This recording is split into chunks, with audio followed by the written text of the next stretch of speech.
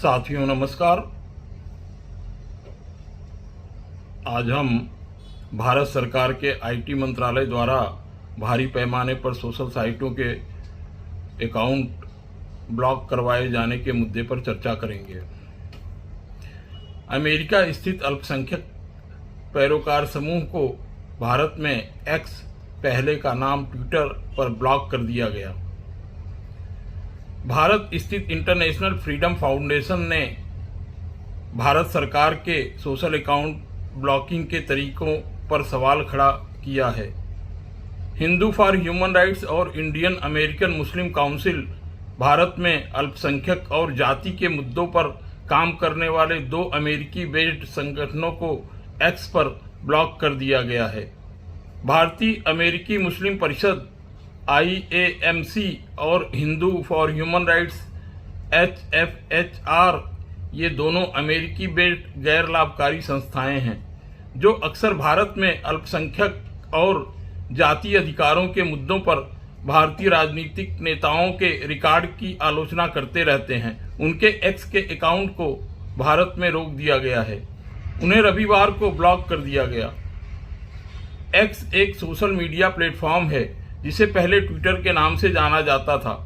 X अपने platform पर एक संदेश में कहा है कि उनके हैंडल को कानूनी मांग के बाद निलंबित कर दिया गया है। फिलहाल यह स्पष्ट नहीं है कि यह आदेश किसने जारी किया। दोनों गैर लाभकारी संस्थाओं के फेसबुक पेज भारत में अभी भी एक्सेस किए जा रहे हैं। ज्ञात हो कि एक्स भारत सरकार के अत्यधिक इंटरनेट ब्लॉगिंग आदेशों पर कर्नाटक उच्च न्यायालय में एक मामला लड़ रहा है। एक्स के अनुसार उसने बड़े पैमाने पर भारत के आईटी मंत्रालय के अधिकांश ब्लॉकिंग आदेशों का अनुपालन किया है। Hindu for human rights HFHR के सह संस्थापक राजू गोपाल के अनुसार गैर लाभकारी संस्था के अकाउंट को एक्स द्वारा अवरुद्ध किए जाने पर अमेरिकी सरकार के अधिकारियों के संपर्क में थी और उसने भारत में कानूनी रूप से कार्रवाई को चुनौती देने के लिए मसौदा तैयार कर दिया था। इस मामले पर नई दिल्ली स्थित इंटरनेट फ्रीडम फाउंडेशन ने सरकार के तरीकों पर प्रहार किया है। IFF ने एक बयान में कहा है कि हाल ही में हमने भारत में ट्विटर पर अधिकांश खातों को ब्लॉक किए जाने की घटनाओं में वृद्धि देखी है। यह एक असंगत उपाय है और संभावित रूप से असंवैधानिक भी हो सकता है। इसके अलावा लगभग सभी मामलों में अवरुद्ध करने वाले आदेशों की प्रतियां सार्वजनिक रूप से यहां तक कि ट्विटर खाते के मालिकों को भी उपलब्ध नहीं कराई जाती हैं। पारदर्शिता की यह कमी अवैध है और ये कार्रवाइयां शून्य जवाबदेही के माहौल को कायम रखती हैं। इंडियन अमेरिकन मुस्लिम काउंसिल IAMC अक्सर भारतीय मुसलमानों के अधिकारों के उल्लंघन की रिपोर्ट साझा करता है, जैसे राजनेताओं द्वारा भड़काऊ भाषण, पूजा स्थलों के खिलाफ हिंसा और पुलिस दुर्व्यवहार।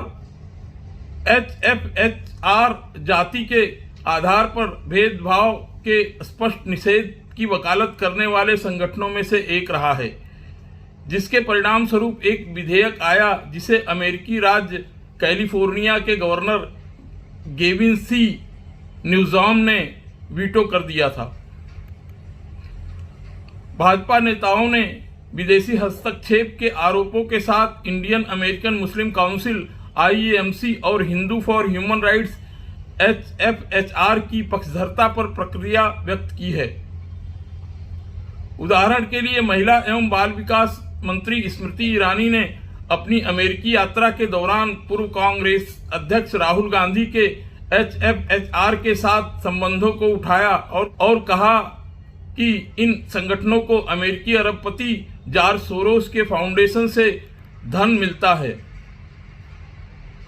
ज्ञात हो कि जॉर्ज सोरोस फाउंडेशन भारतीय दक्षिणपंथियों के लगातार निशाने पर रहा है। अगर आपको याद होगा तो वर्ष 2014 में चुनाव जीतकर सत्ता प्राप्त करते ही दक्षिणपंथी भारतीय जनता पार्टी की नरेंद्र मोदी सरकार ने सबसे पहले भारत के लाखों स्वयंसेवी संस्थाओं को जो उनकी विचारधारा से मेल नहीं खाते थे उन्हें ब्लैक लिस्टेड कर दिया था।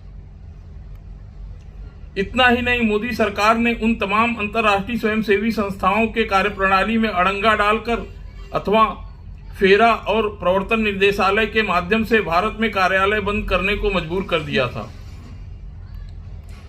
मानवाधिकारों के लिए लड़ने वाली संस्था एमनेस्टी इंटरनेशनल और पर्यावरण संबंधी गैर सरकारी संगठन ग्रीन पीस इसके प्रत्यक्ष उदाहरण हैं। और अब विदेश में भारतीय नागरिकों के पक्ष में काम करने वाली संस्थाएं मोदी सरकार के निशाने पर हैं, जो कि भारतीय लोकतंत्र के लिए घातक है। धन्यवाद।